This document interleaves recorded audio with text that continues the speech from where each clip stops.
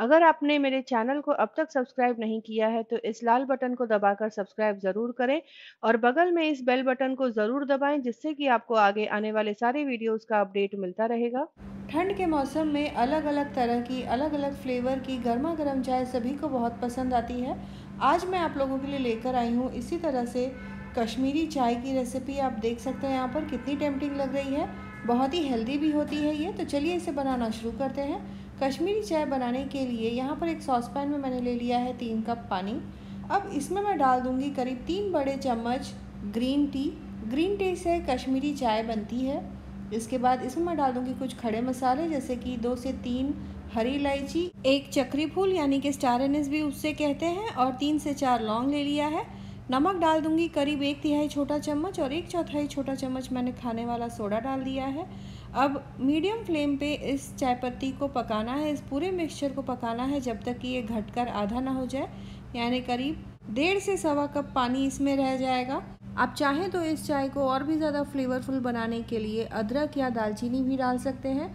कश्मीरी चाय है, इस तरह के खड़े मसालों से चाय में और भी ज़्यादा गर्माहट होती है जो कि ठंड से लड़ने में मदद करता है। तो यहाँ पर आप देख सकते हैं चाय पत्ती को पकाते पकाते करीब आधा घंटा हो चुका है, और अब यहाँ पर मैंने डाल दिया है एकदम ठंडा चिल्ड बर्फ़ वाला पानी। ये करीब 3 कप के बराबर है। इसे फिर से अब पकाना शुरू करना है और इस तरह से स्पैचुला से या कलछी से चलाते हुए पकाएं जिससे कि इस चाय पत्ती का जो रंग है हल्का सा लाली लेकर आएगा।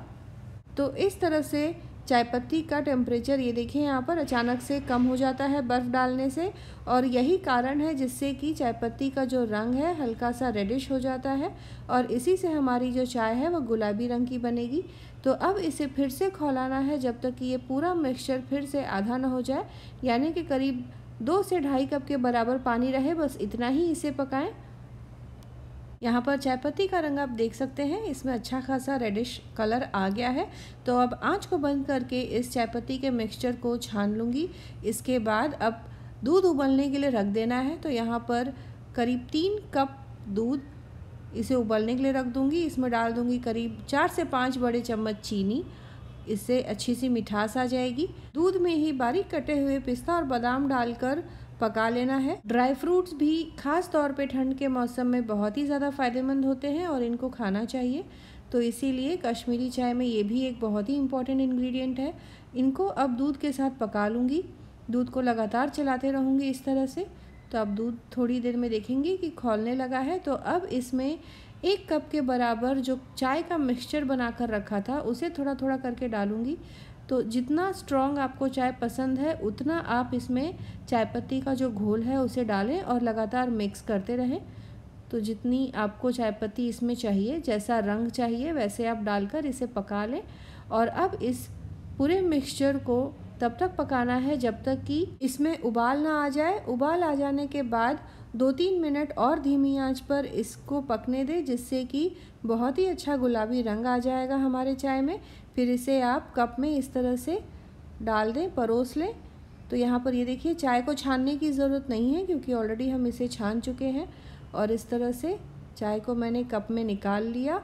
ऊपर से थोड़े से बारीक कटे हुए बादाम और पिस्ता और डाल दूंगी तो दिखने में भी बहुत अट्रैक्टिव दिखेंगे।